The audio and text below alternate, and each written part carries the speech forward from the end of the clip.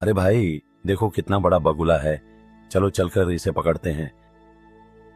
भाई तुम लोग इन बगलों को क्यों पकड़ रहे हो? चल भाग यहाँ से और हमें अपना काम करने नहीं नहीं, मैं तुम्हें इन जेल से बगलों को नहीं पकड़ने दूंगा। दे। जा जा, भाग जा, नहीं तो तेरे हाथ पांव तोड़ के इसी झील में फेंक देंगे। अच्छा, ये बात है। अगर इन बगलों को बचाने के लिए मेरी जान भी चली गई तो मुझे परवाह नहीं। कहकर रतन ने अपनी कुल्हाड़ी लेकर उस शिकारी पर झपटा। अरे बाप रे, ये तो सचमुच हमें मार देगा। भागो यहाँ से। रतन के गुस्से को देखकर दोनों शिकारी वहां से भाग निकले। रतन उन शिकारियों को भगाकर पलटा ही था। भैया, तुमने आज मेरे प्राण बचाए।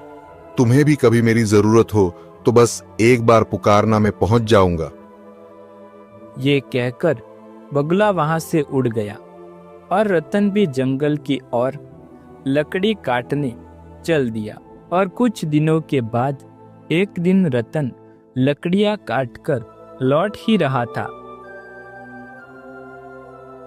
अरे भाई, तुम उस उल्लू को पकड़ के कहाँ ले जा रहे हो?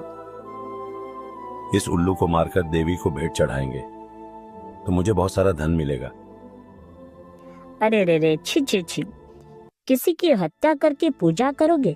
नहीं नहीं, मैं तुम्हें इस उल्लू को नहीं मारने दूंगा। अरे जा जा, नगर में जाकर लकड़ियां बेच, नहीं तो हम तेरे भी हाथ पैर तोड़कर रख देंगे। लेकिन तभी रतन ने अपनी कुल्हाड़ी उठाई और उन लड़कों पर झपट पड़ा। डर के मारे उल्लू को वहीं छोड़कर दोनों लड़के वहां से भाग गए। जैसे से ही रतन ने उल्लू को उठाया।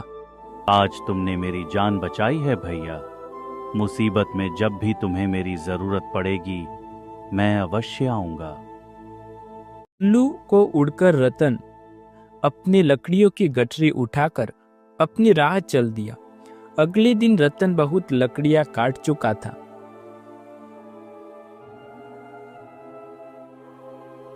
आज तो बहुत लकड़ियां इकट्ठा कर ली। पहले नदी में जाकर थोड़ा पानी पी लूं, फिर लकड़ियों का गट्ठर बांधना होगा।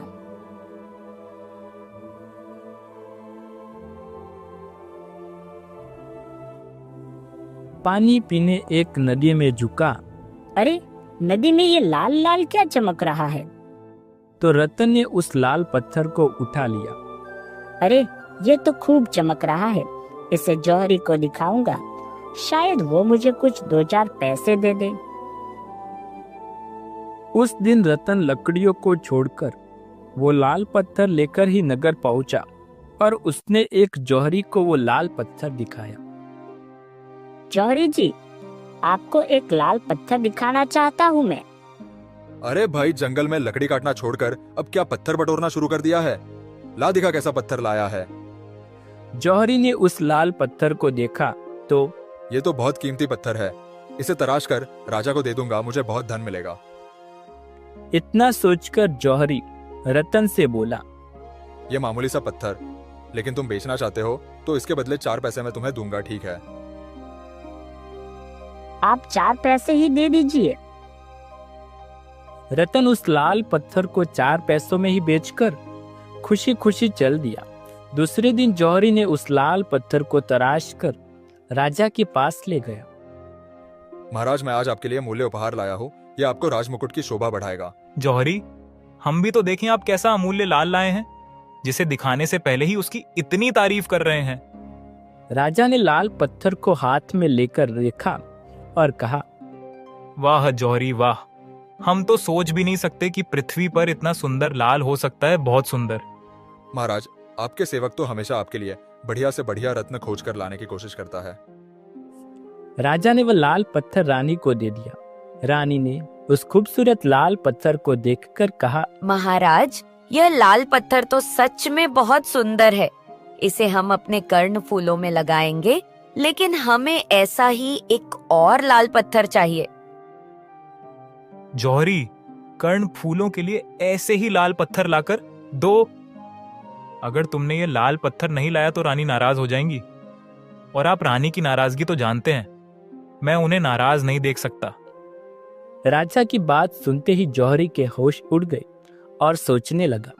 हे भगवान, इस लाल ने तो मुझे मुसीबत में फंसा दिया। कुछ पल सोचकर जौहरी बोल पड़ा। अहो भाग्य मेरा, जो मुझे महारानी जी की सेवा का मौका मिला। मैं आज ही एक और लाल लेने अपने आदमी को चारों ओर दौड़ा देता हूँ। इतना बोलकर जौहरी वहां से चला जाता है। अगले दिन जब रतन लकड़ियों का गट्ठर लिए उस जौहरी की दुकान के सामने से गुजरा तो ओ लकड़ी वाले भैया, जरा सुनते हो? रतन उस जौहरी के पास जाकर बोला। आपने मुझे बुलाया जौहरी जी? हाँ भाई, कल जो तुम वो लाल पत्थर लेकर आए थे, वैसा ही एक पत्थर और ला दो, मैं तुम्हें एक स्वर्ण मुद्रा दे दूंगा। एक स्वर्ण मुद्रा? ठीक है, कल ही आपके लिए एक और लाल पत्थर लेकर आता हूँ। अगले दिन सुबह सुबह रतन जंगल की ओर जाते हुए सोच रहा था। अगर मुझे एक स्वर्ण मुद्रा मिली तो मैं उस स्वर्ण मुद्रा में अपनी झोपड़ी बनाऊंगा, एक गाय खरीदूंगा, उसके बाद एक सुंदर कन्या से शादी कर लूंगा। सोचते हुए रतन उस नदी के उस स्थान पर जा पहुंचा। नदी में जाते ही रतन को फिर से एक लाल पत्थर मिल गया। वाह, वो रहा लाल पत्थर, कैसा चमक रहा है। अब मुझे देर नहीं करनी चाहिए, जल्दी जाकर इस पत्थर के बदले उस जौहरी से मुझे एक स्वर्ण मुद्रा लेनी है।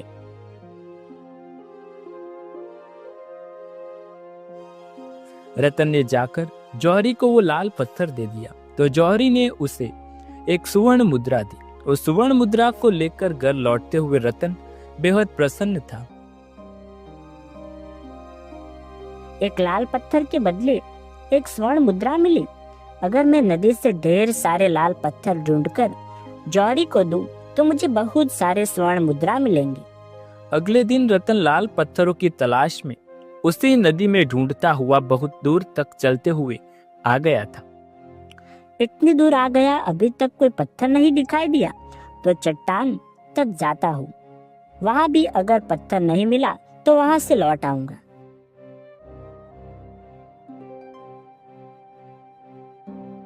चट्टान के पास जाकर देखा तो उसकी खुशी का ठिकाना न था। अरे, यहाँ तो बहुत सारे लाल पत्थर हैं। और रतन ने बहुत सारे लाल पत्थर एकत्र कर लिए। कम से कम 10 पत्थर तो इकट्ठे हो ही गए। थोड़ा और आगे जाऊंगा तो और पत्थर मिल सकते हैं। थोड़ी और आगे चलने पर रतन को एक और लाल पत्थर दिखाई देते हैं। आहा, इतने सारे लाल पत्थर!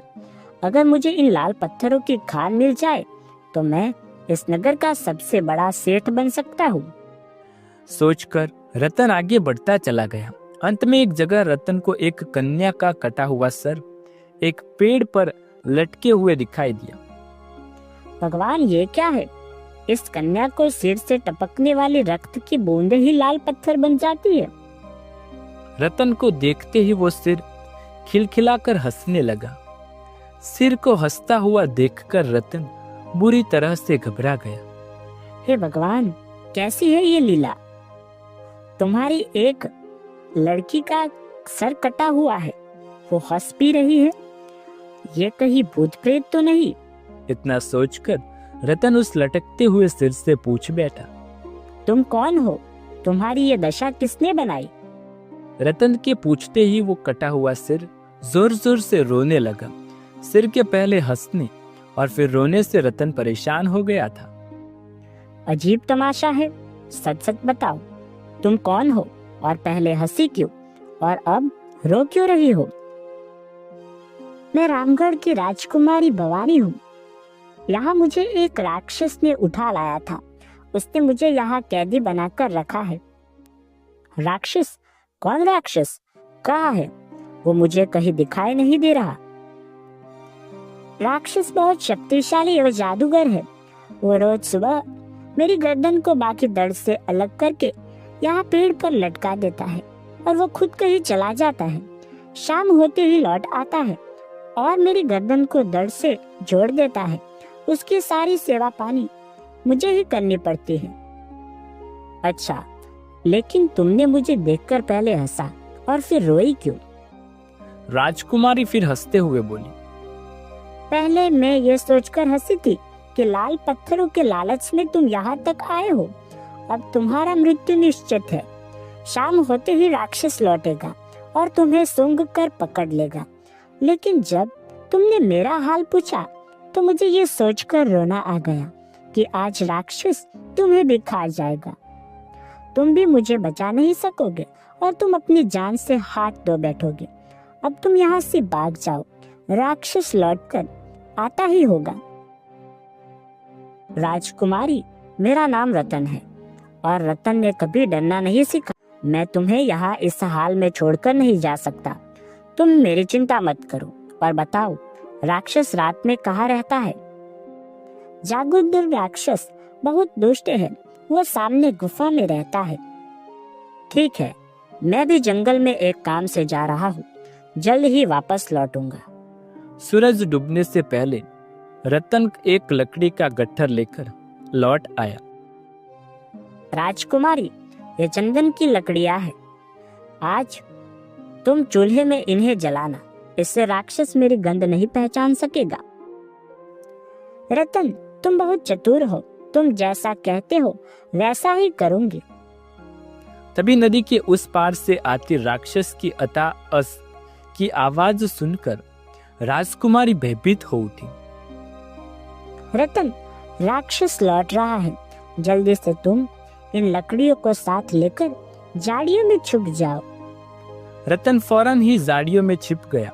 उधर राक्षस नदी के किनारे राजकुमारी के सामने आ पहुंचा।